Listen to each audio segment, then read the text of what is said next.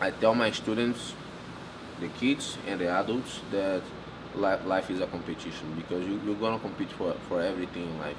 So for sure, like, you have your job, so you're competing to be the best you can be, right? Um, I have my school, and then with my school, I compete to be the best school that we can become. If you're in a school, you compete to have a good grades, and then like to achieve college, maybe get scholarship, maybe you can get scholarship through sports like wrestling, football, like all that. So that means you're gonna be competing as well. Um, you're gonna be competing against another guy to have your girlfriend that you want, or if a woman, you're gonna be competing against another girl to have the boyfriend you want. I really believe that, like, life is a competition. Then the challenge that you have to face in jiu-jitsu here, because you just don't gonna be like only like strength sport, or only like cardio sport. Like, you're gonna have a mix of everything, and it's stuff that you can't control. You can't control. Like, you have to be the best you can be, to try control what other people are doing as well, and that's what happens in life. I really believe like what you do here reflect what you do outside, and that's why I think that people can get a confidence here to sitting in whatever what they're looking for in life outside of the match.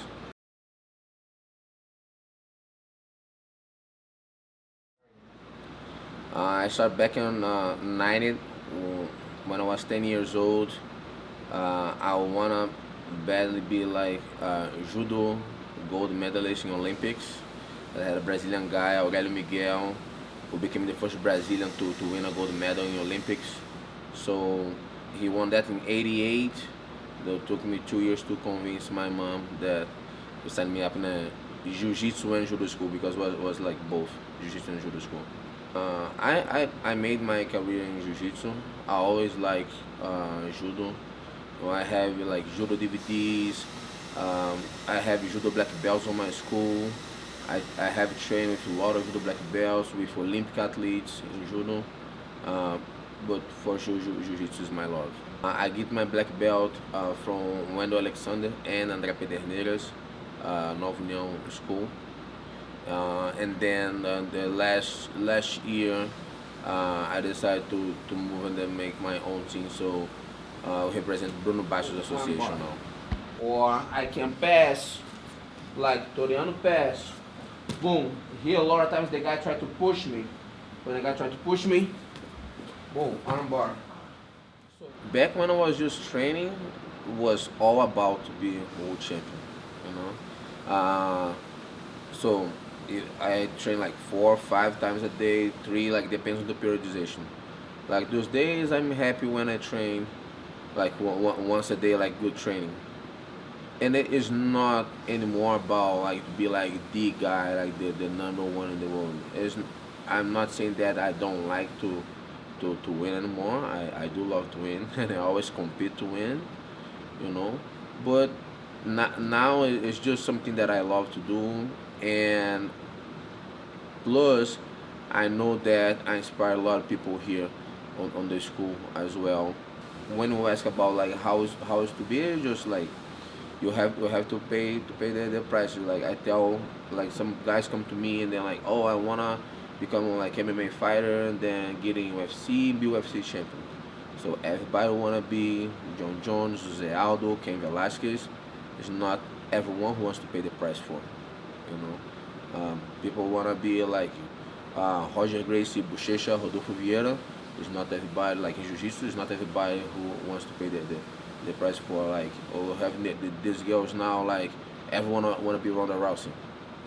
Not everybody wants to pay the price for it, you know. So I think if you really wanna something, like if you talk about being with the best, and you have to really wanna that, and you have to love that, because like in some point, if you don't love it, you just can't keep that.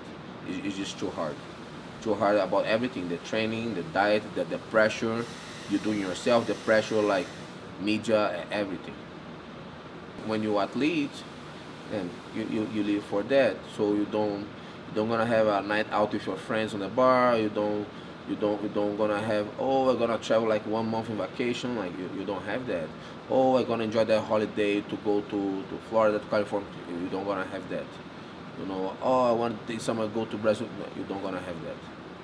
You do what you have to do, what your coach tell you to do. If your coach tell you that you're gonna eat only banana that day, you're gonna eat only banana that day, because you have to trust him, you have to believe him that they're gonna make you be the number one, and that's your ultimate goal. So it's two, for sure, it's two different ways of life in martial arts. Jiu-Jitsu World Championship was harder for me because it's something that I really do care about. Is that what I love? MMA was like, it's a just different challenge for me. Some people say that, oh, martial is gonna be easier than adult, but are the same guys but less time. So it's not 10 minutes anymore, 6 minutes. So you mistake, you can't recover, like, because short time. So sometimes get more intense. The pace of the match. So it was hard, but was a pleasure fight among like some of the best in the world. So I fought Paulo José Pinto. He's the number one, the rank now for the Master One division. Was rough decision. That one I lost to him, and it was nice because the match was over, and then like we didn't know who the referee gonna give for, because it was back and forth, could go either way. The referee raised his arm, and then I was like, oh, well, I went kind of like down. And then he came and hugged me like, Bruno, do you remember when you got me on my arm? And then, man, I was so scared to fight you today, but then that was awesome match. That's what I believe. Like, jiu-jitsu get on that way, like as you get older, because then like we start having other priorities, but jiu-jitsu is still what we love, and so the respect we have for each other. We get at a tournament, see each other, hey, how are you? Shake hands, blah blah. That's it, but not too much talk. You know that you're gonna fight. We get in the warm-up area, so it's not handshake anymore. Everybody's on the zone, you're like, don't even look at each other, all that stuff. And then you're gonna see people with the earplug, like listen to music, all that stuff. I don't like to have anything. I like to feel like that atmosphere. I like to feel like the vibration of the place, the vibe, everything. I like to see other people go and compete. So we're there, and then people call us to compete, and then we go, and then we give our best. Once the bell ring or somebody tap, and then like boom, handshake and a hug, and then thank you for the match, all this, and then the same night people can hang out in the restaurant, like stay in the same hotel, and that is priceless, because you compete there inside the match, but on the outside the match, like you guys have the same goals. I want to have a successful school. They want to have successful school. They teaching as well, you know. They have family as well, so they want to be a good husband. They want to be a good father. They want to be inspiration for the students. They want to lead by example, you know. So like we cheer for each other to be successful in life. So we push each other for sure. So you guys can use from neon belly. You guys can use here. I like that a lot here. Boom. So keep the hand of my opponent here. I step over, bring the elbow to me, go for the kimura. Because let's say the guy hold his lapel, no problem. Get the arm bar. So have variations. I compare a lot MMA with self-defense. You know, like you're trying to defend yourself against someone who's trying to beat you up. That's the truth. And control that person. So if you used to do everything, it's gonna be way easier. But you have to transition. Then like you go jiu-jitsu, have a lot of like guard with lapels, grips, all that stuff. So that makes it hard to make the transition as well for some guys. Some guys just easy, like they just like aggressively, like jiu-jitsu, they have like just use pretty much like the basic moves. And when you use only basic moves, it's easier to make the transition. Like I tell my students here, like I do gi and no gi competition. I have fought MMA, and everything that I do in a gi, I do in no gi. I done it, and I try to apply the MMA, and then it will work.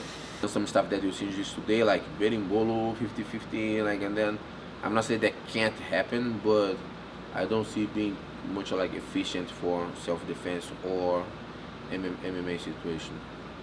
And then for sure be, I think if you be able to do everything, that helps you a lot once you have to make transition for MMA.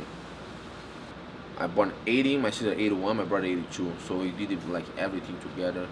And I have to thank Dan and my parents for the man that I am. My wife for the incredible support. Like she's with me 100% in everything that we try to do. And then it's not all about me. It's about the family. And she worked very hard with me. Uh, my kid for sure, João Lucas, my little monkey. I call him Macaquinho. That's what it means in English. It's a little monkey. So I love my Macaquinho, and then he's the reason of my life now for sure. Falling off every day. And then my students, Brad Barnes, my business partner here, for the opportunity. I wouldn't have that without like his invitation. The students like here like from the little kids 4 years old for the adults over 50 years old that come here train like almost every day and then wanted to compete and represent my name, and support me when I go out to compete as well. So it is my family here as well. So it's just thank all them to make this become possible. All right, guys. Okay, awesome job.